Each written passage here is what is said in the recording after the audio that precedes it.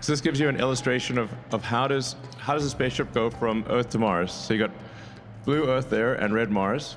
This is the first ticket to Mars. Guaranteed spot, cutting-edge ship, a new home on another world, a front-row seat to history. There's just one condition. You can never come back. Not ever. Why would anyone accept a one-way ticket to another planet? And is this just a dramatic choice or a cold physical reality? The answer isn't found in rocket engines or life support systems. It's written in our bones, our muscles, and the very blood in your veins. We talk about colonizing Mars like it's a long business trip. Go for a few years, do the work, come home a hero. But science is telling a different story. This journey might have no return, not because the technology fails, but because the human body breaks a promise it made to Earth. The problem starts the moment you leave. For the 6 to 9 month trip to Mars, you live in microgravity. You float. It looks fun. No weight, no effort. But your body was built for a constant downward pull. Take that away, and a silent unraveling begins. Your body fluids, kept in check by gravity, start to shift upwards. More pressure builds in your head, behind your eyes. Many astronauts come back with permanent vision changes. Headaches become normal. Your face gets puffy. You feel heavy in your chest. That's just the first warning. Your muscles get the message next. Without gravity to fight, your legs think they're on permanent vacation. Why maintain strength if you're just floating? Muscle mass melts away. Astronauts train for hours every day just to slow the loss. It's a desperate losing battle. Your bones suffer the most. They're designed to bear weight. In space, with no load, your body decides those strong bones are a waste of material. If you want humans to go to Mars anytime soon, then there's no alternative to a mission of permanent settlement, because it's so complex to do a return mission.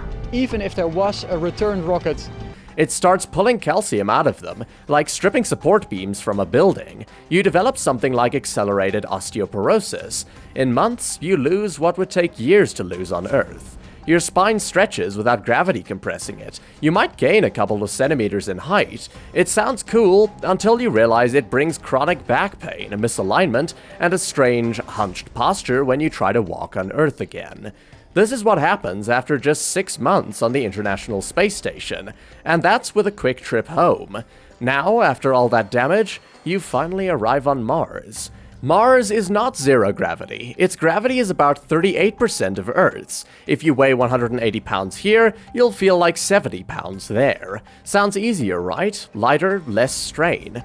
But your body sees it differently. It's a new normal, a lighter load, and your body is a relentless adapter. It will optimize itself for this new reality.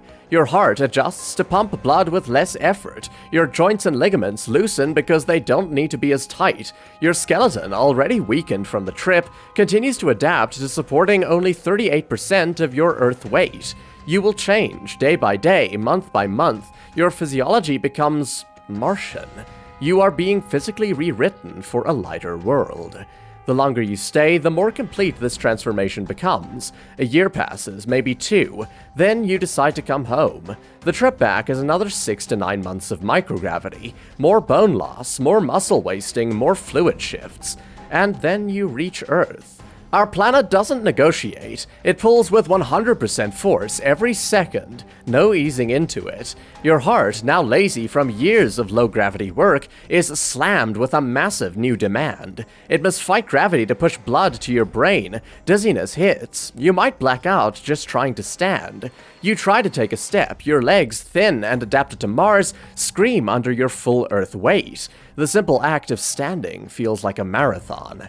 Your bones are now fragile, like glass. The risk of fracture from just stumbling is terrifyingly high. Your back, stretched and altered, is now compressed again with a force it hasn't felt in years. The pain is excruciating. Could you recover? Maybe, with years of brutal, intensive physical therapy. But no one knows for sure. No human has ever gone to Mars and tried to return. We are guessing, and the guess is grim. Medical experts talk about this uncertainty. They call it a major risk. The return to Earth could be more dangerous than the entire mission. It could leave you permanently disabled. This turns a mission into an exile. You aren't just visiting Mars, you're migrating. Your body makes the choice for you. So what's the solution? How do we avoid this fate? One idea is artificial gravity, a spinning spacecraft like a giant wheel creating centrifugal force to mimic Earth's pull during a long journey. It's an old concept, we have the physics for it, but we've never built one for a deep space mission. The engineering is monstrous. We could develop advanced drugs to protect bones and muscles, or special suits that apply pressure to the body, tricking it into thinking it's under gravity. These are band-aids. They might help, but can they stop the fundamental adaptation? The truth is, we don't know. All our data comes from the ISS, a short hop away.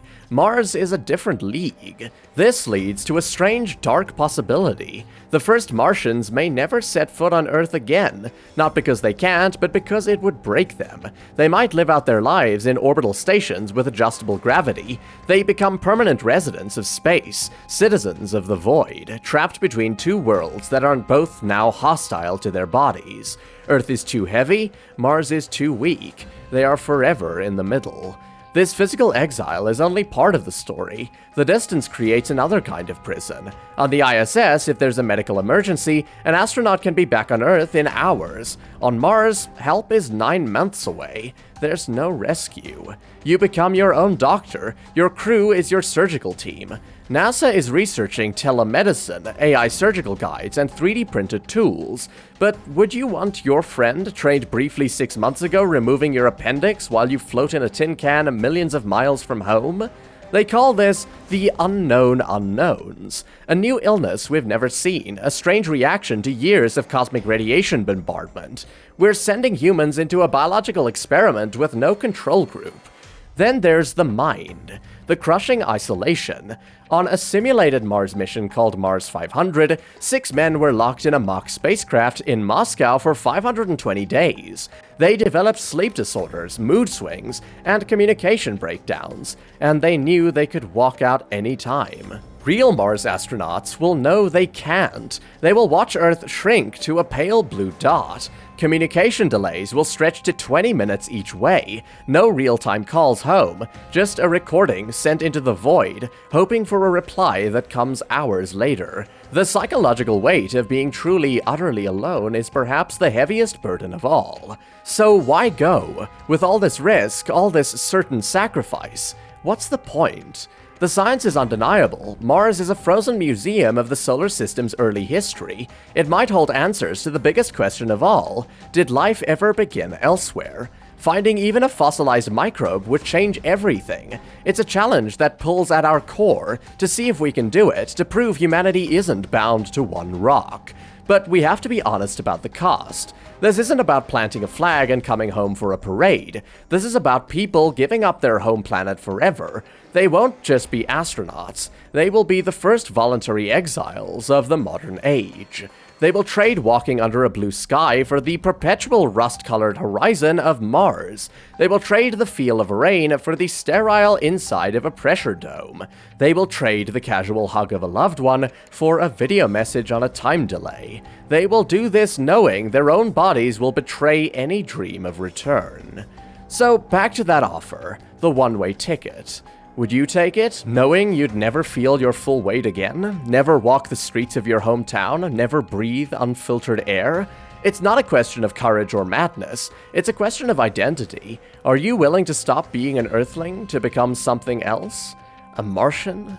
The first humans on Mars won't come back. That's not a failure of engineering, it's a fact of human biology. We are built for this world. To leave it is to change what we are forever. The journey to Mars isn't a round trip, it's a transformation. And for those who go, Earth becomes a memory, a picture, a place they can only ever visit in their dreams. If you find the brutal reality of space exploration as fascinating as I do, you should check what's happening closer to home. We're going back to the moon, and it's a messy, complicated, and utterly thrilling process. For the latest on that struggle, check out our video on the NASA and Firefly moon landing update. It's the essential first step before we can even think about tackling Mars.